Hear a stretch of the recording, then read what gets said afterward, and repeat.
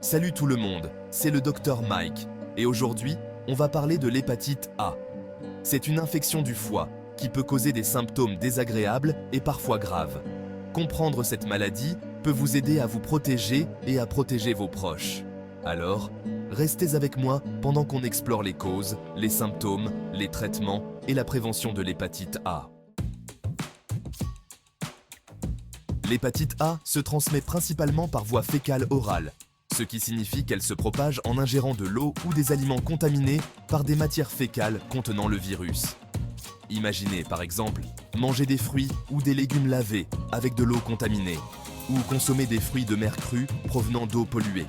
C'est pourquoi il est crucial de se laver les mains soigneusement après être allé aux toilettes, avant de cuisiner ou de manger, et après avoir changé une couche.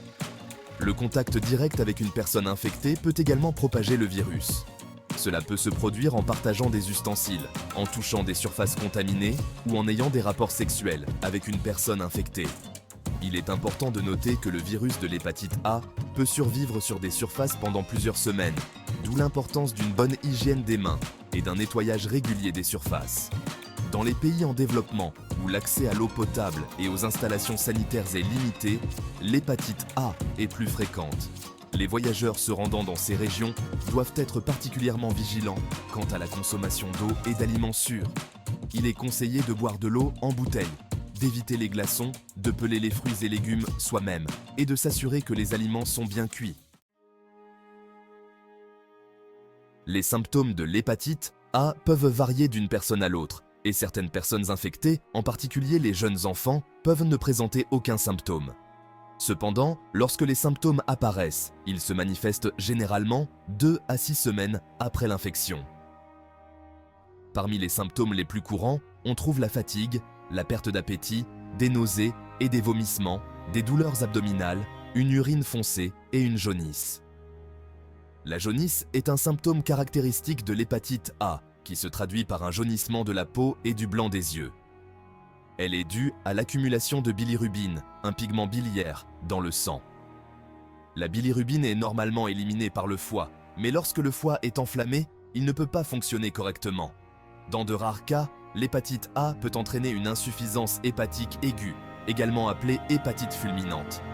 Cette complication grave peut mettre la vie en danger et nécessite une hospitalisation immédiate. Les symptômes de l'hépatite fulminante comprennent une confusion mentale, des saignements excessifs, une accumulation de liquide dans l'abdomen, ascites et une insuffisance rénale.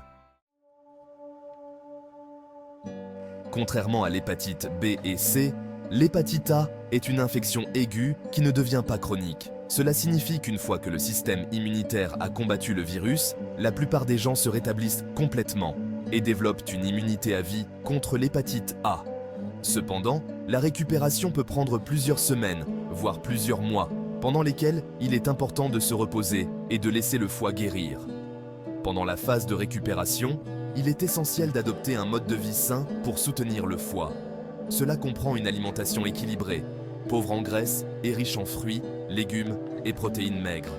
Il est également important d'éviter l'alcool, car il peut endommager davantage le foie. Bien que la plupart des gens se rétablissent complètement de l'hépatite A, il est important de noter que l'infection peut parfois entraîner des complications à long terme, telles que la fatigue chronique, des douleurs articulaires et une inflammation du foie, hépatite chronique.